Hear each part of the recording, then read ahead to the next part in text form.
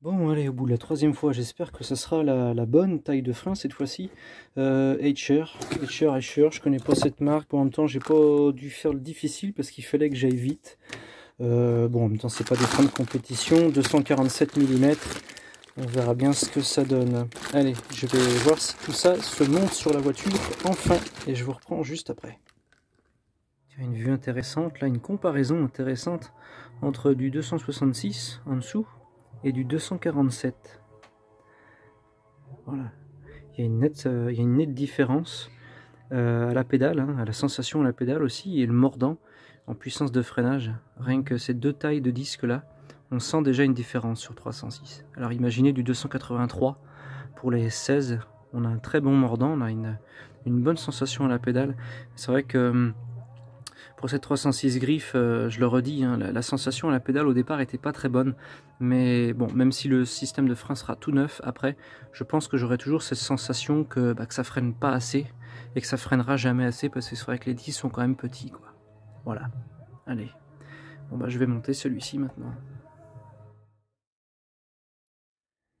Bon, et bien voilà, c'est enfin les bons disques. Voilà, il aura fallu que je m'y reprenne à 3 fois. Voilà. Alors, contrairement à ce que j'avais pu dire dans des précédentes vidéos, la 306 griffes, j'avais dit que c'était comme une XSI. Oui, mais presque, en fait. Et là, je viens de m'en apercevoir sur le freinage, c'est-à-dire que les freins de cette 306 griffes sont en 247 mm, alors que les XSI à l'époque étaient en 266. Il y a deux raisons à ça, je pense. C'est que la première, la 306 griffes n'est pas une voiture à vocation sportive, donc le constructeur se dit bon, on va mettre des freins un petit peu plus petits. Et puis la deuxième raison, c'est que je pense que comme la 306 griffes est montée en 14, et bien de mettre des freins en 266, ça n'aurait pas marché, ça serait pas passé, quoi. Voilà. Donc je vais retourner les disques qui n'étaient pas bons, et puis je vais continuer de monter du coup ceux qui vont bien sur la voiture. Allez, je vous reprends juste après.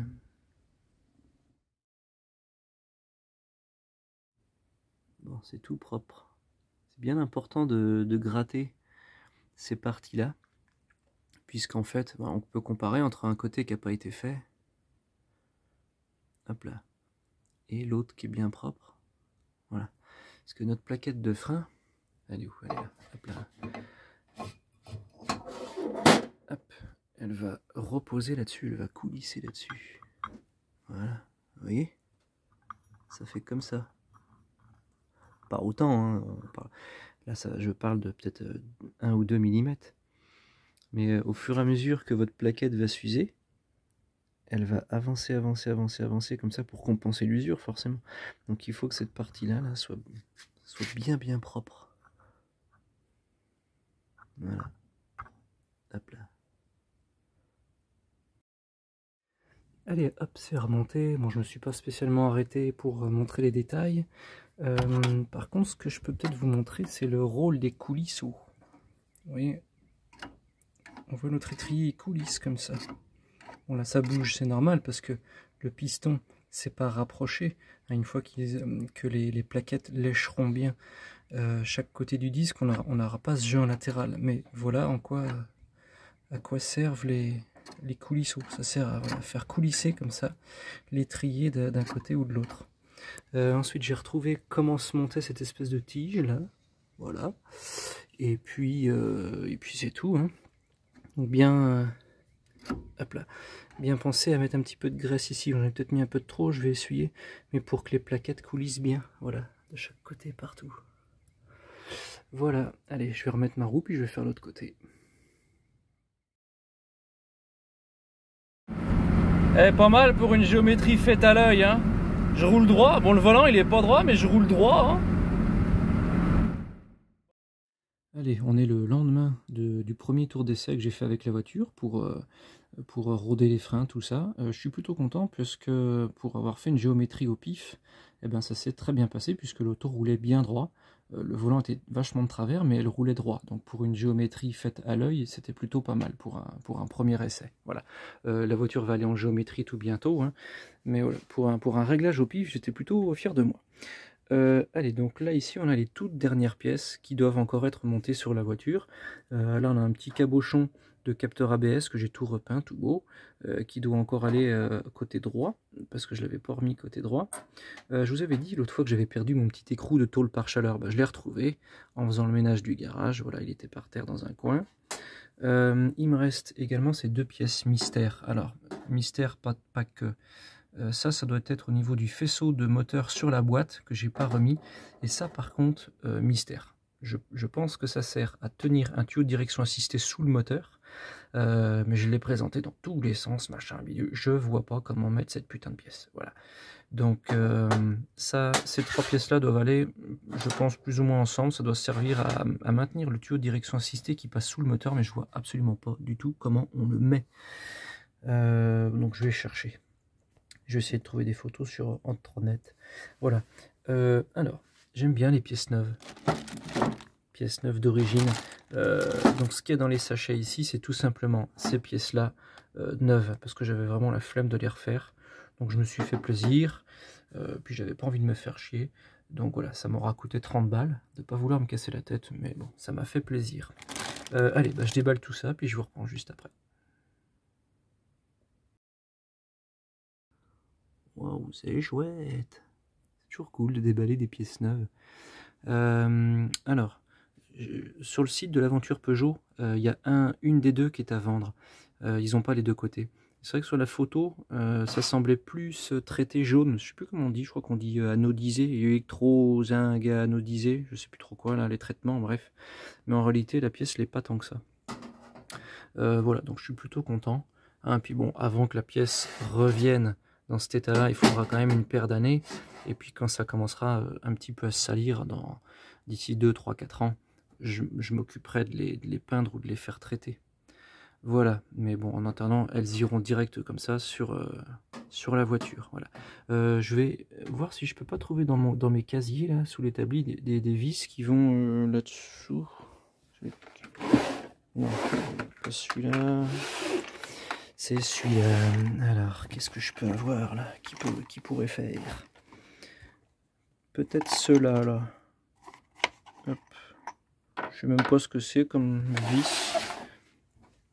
Hop. Est-ce que ça pourrait faire? Bah ouais. Allez hop. Alors c'est marrant, je viens de m'apercevoir que c'est pas fileté. Vous voyez? Il n'y a pas de filetage. C'est la vis qui va faire toute seule son filet. Je crois qu'elle est peut-être un peu plus longue. Ouais, mais c'est pas très grave. Au pire, je pourrais avec une lime, je pourrais... Hop, arrête-toi. Je pourrais, voilà, raccourcir un petit peu le cul de la vis. Voilà. Bon, ben, c'est parti. Je vais m'occuper du cul de ces 2 vis-là. Et puis, je vais remettre la voiture sur cric et puis installer ces pattes-là. Allez, c'est parti. Allez, avant d'installer ce support là, je vais tout de suite vous parler de ça, avant que vous vous disiez « Ouh là là, qu'est-ce qui s'est passé il a fumé ses freins lors de ce tour d'essai. » Non. Ça, c'est juste dû au fait que les disques, ils ont commencé à chauffer un petit peu. La plaquette, elle a commencé à lécher, à déglacer le disque. Et ça a fait ici, mais pas encore là. Donc c'est pas du tout inquiétant, parce que regardez de l'autre côté, je suis déjà tout bien.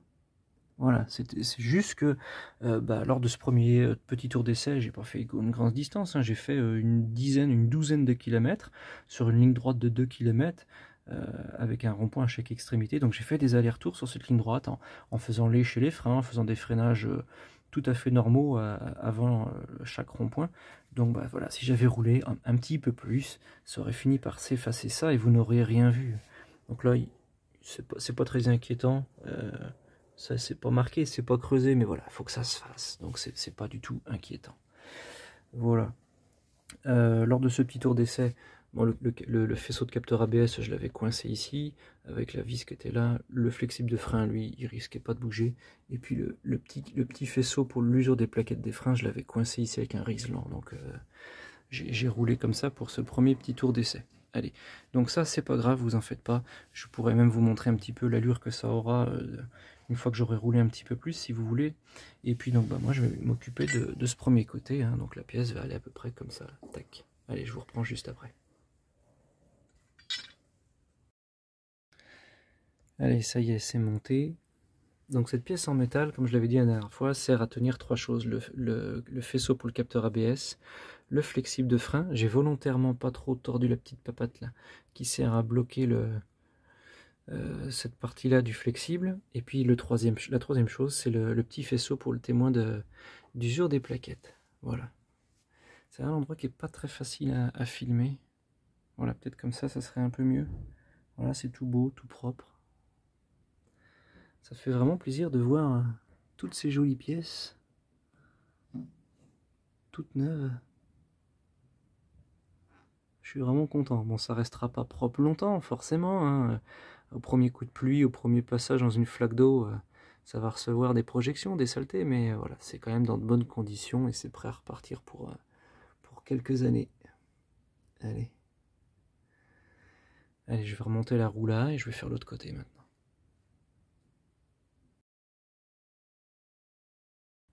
Hop là, allez, je viens de fixer mon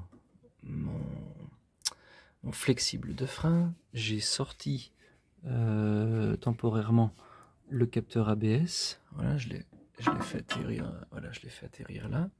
Donc je vais mettre mon petit faisceau d'usure de plaquettes. Hop. Pas plus loin que la petite languette là. Hop là. Voilà, qui l'empêche de repartir dans l'autre sens. Et puis bah, là, je vais mettre ma... Faut que je filme quand même. Je vais remettre la petite vis. Hop. Voilà. Hop.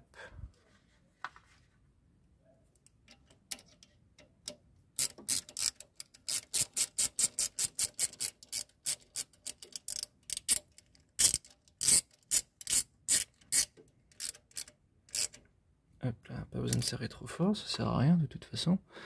Et hop, et je vais coincer ça. Hop là, ici. Et alors, il y a toujours une sorte de double agrafe tuyau là, voilà, pour bien les lier ensemble. Et ensuite, il va falloir que je m'occupe de mon capteur ABS. Il va comment lui? Il doit aller... Voilà, il doit aller comme ça. Sauf que j'aurais dû le faire passer en dessous le d'abord. Est-ce que là, il va y avoir assez de place pour qu'il passe? J'en sais rien. Ça qui est chiant quand on... C'est des choses qu'on fait pas tous les jours. Alors, est-ce que je vais avoir assez long pour le renlever lui? Oui, impec. Regardez. Donc on fait, on défait, on machin, on improvise en fait. Hein. Moi j'ai pas la méthode. J'improvise à chaque fois. Hein. Voilà.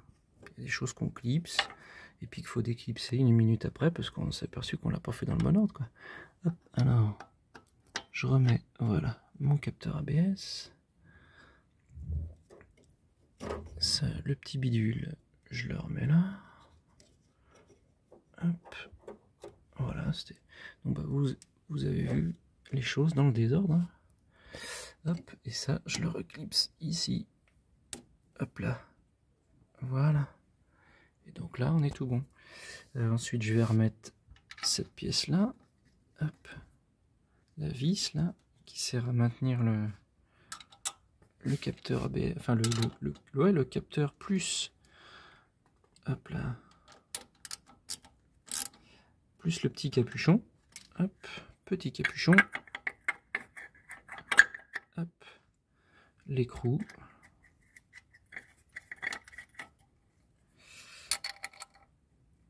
Et puis voilà.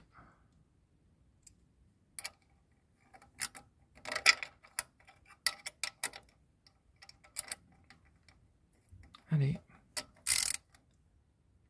Tac. Et puis je vais rebrancher mon fil pour les plaquettes qui s'est coincé là. Ici, je vais le récupérer. Hop. Bloqué. Allez, je viens de sortir la voiture du garage. Donc elle va pouvoir rester maintenant en dehors. Elle va pouvoir dormir en dehors du garage puisqu'elle est toute terminée. Et il me restera plus qu'à faire hop là, un vrai tour d'essai de plusieurs dizaines de kilomètres pour m'assurer du bon travail. Allez, je vous dis à bientôt dans une prochaine vidéo. Ciao!